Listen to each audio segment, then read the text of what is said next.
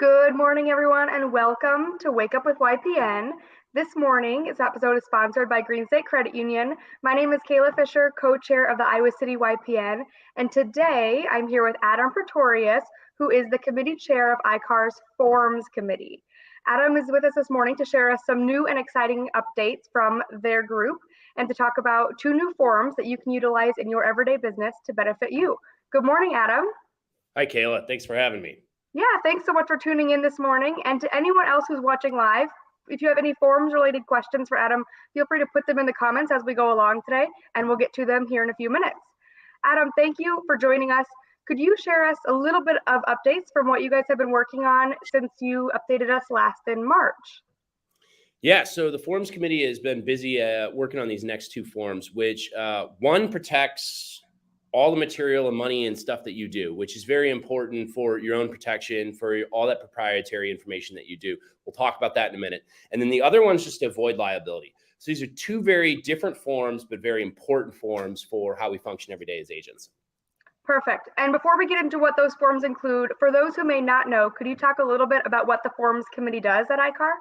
Absolutely. So each association, as agents know, have their own set of forms. The Forms Committee at Iowa City Association of Realtors creates the forms for our local members, for our membership. We get feedback from brokers, from members, from agents on things that are working, things that aren't, new forms that we're asking for. And we're also monitoring things that are going on both at the state and the national levels on new legislation and changes that occur. And so we need to just adapt and continue to improve our forms. Yeah, that's perfect. And it sounds like you guys have done just that with the new marketing materials agreement. Would you like to tell us a little bit about that one? Let's start with that one. I'm really excited about that. So this is a form I actually have personally been using for about 10 years, and it's now on the shared documents. So you can download it on Form Simplicity, or if you have the shared .loop, if you're a .loop user, a couple different areas where you can download this form. This form is great. It was designed really with one intent, but it's become into two intents. So let me start with what its main intention is. This is to protect all the money and time of the items that we as agents produce in the marketing for our sellers.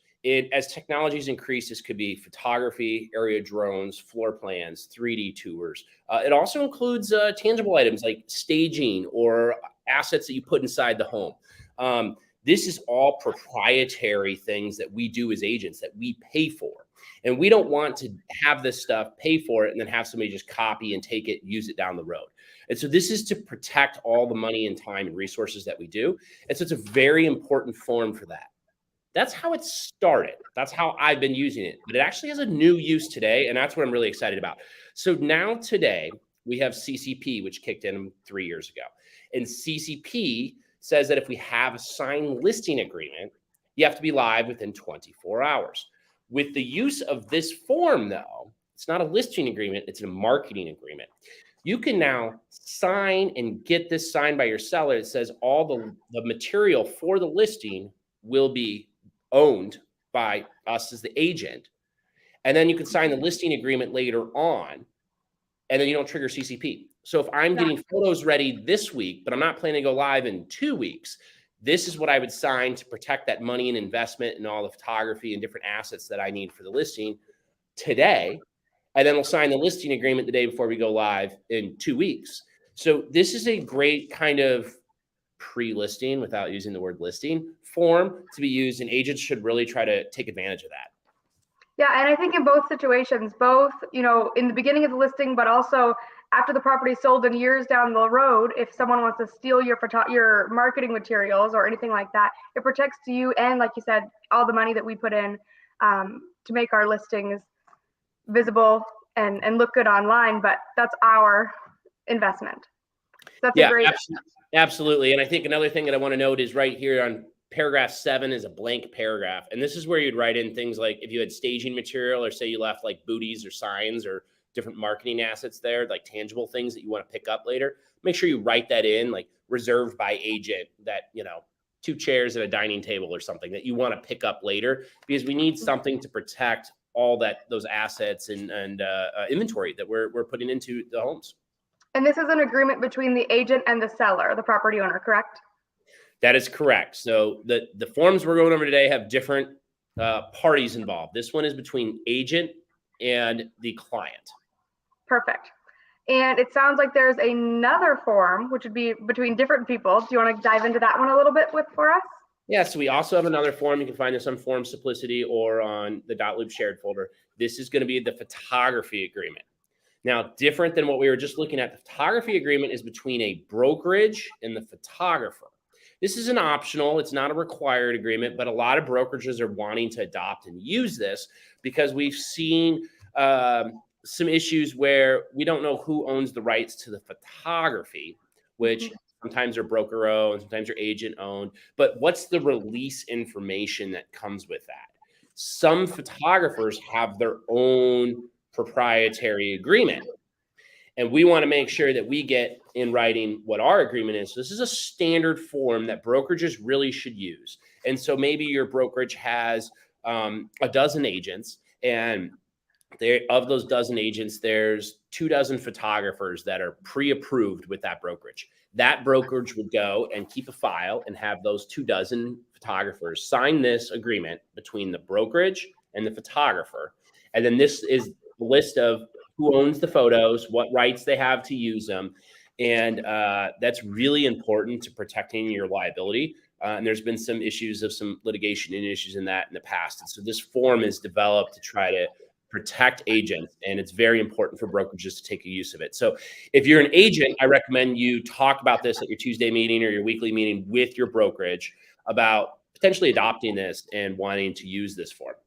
Yeah, and it's something that is signed one time, kept on file at your office, and you never have to think about it again. You just know that you're protected as long as you use someone who's on that pre-approved list of that. Whereas the other form, the marketing materials form, you would use during each transaction with each individual seller.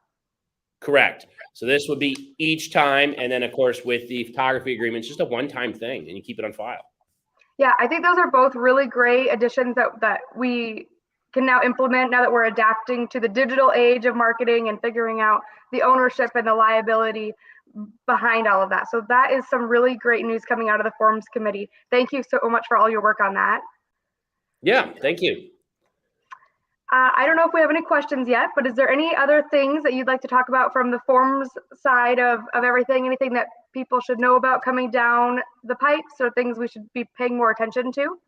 We've got a lot of things coming up. Nothing I can announce today. I do want to remind everyone that we just came out with that new construction addendum, which has been very exciting. A lot of members have been responding well to it. I mean, I myself even wrote an offer the other week using it.